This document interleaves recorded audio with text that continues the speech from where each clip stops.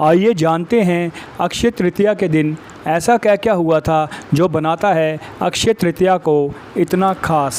अक्षय का अर्थ है कभी क्षय न होना, अर्थात इस तिथि के दिन पूजा पाठ, दान स्नान और शुभ कार्य करने से उसका फल अक्षय ही रहता है, वह कभी नाश नहीं होता।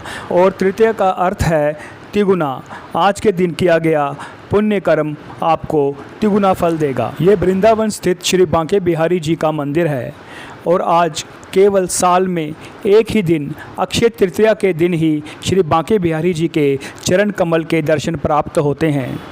इसी दिन भगवान नर नारायण सहित परशुराम और हयग्रीव का अवतार हुआ था। इसी दिन बद्रीनाथ धाम के कपाट भी खुलते हैं और जगन्नाथ भगवान के सभी रथों का बनना प्रारंभ किया जाता है। इसी दिन माता गंगा का धरती पर अवतरण भी हुआ था। इसी दिन सुदामा भगवान श्री कृष्ण से मिलने पहुँचे थे।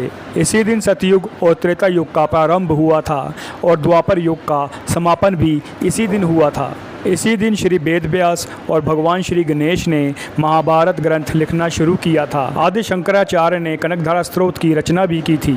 महाभारत का युद्ध भी इसी दिन समाप्त हुआ था। इसी दिन ब्रह्मा जी के पुत्र अक्षय कुमार का जन्म हुआ था। इसी दिन देव कुबेर को खजाना मिला था। इसी दिन पांडवों को अक्षय पात्र प्राप्त हुआ था जिसमें रखा हुआ भोजन कभी समाप्त नहीं होता था। स्वर्ग के राजा इंद्र की पत्नी देवी इंद्राणी ने इसी दिन व्रत करके जयंत नामक पुत्र प्राप्त किया।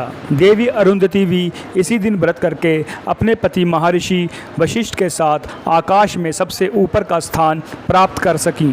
प्रजापति दक्ष की पुत्री रोहिणी इसी व्रत के कारण अपने पति चंद्र की सबसे प्रिय रानी बनी रही। उन्होंने बिना नमक खाए इस व्रत को पूर्ण किया। ऐसा माना जाता है कि अक्षय तृतीया अनंत समृद्धि लाता है। नाम ही अक्षय तृतीया है। शुभ वैशाख महीने के तीसरे दिन को दर्शाता है।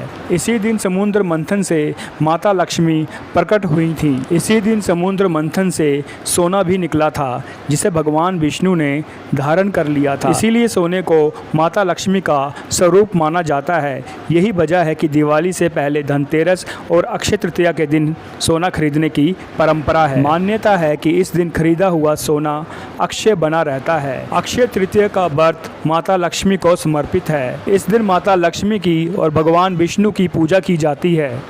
अक्षय तृतीया को स्वयं सिद्ध मुहूर्त के रूप में भी बड़ा महत्व है। कोई भी बिना पंचांग देखे भी इस दिन कोई भी शुभ मांगलिक कार्य जैसे विवाह, गृह प्रवेश, घर, भूखंड या वाहन आदि की खरीदारी से संबंधित कार्य कर सकता है। अक्षय तृतीया का दिन इतना शुभ है कि आप बिना किसी से पूछे कोई भी शुभ कार्य इस दिन कर सकते हैं।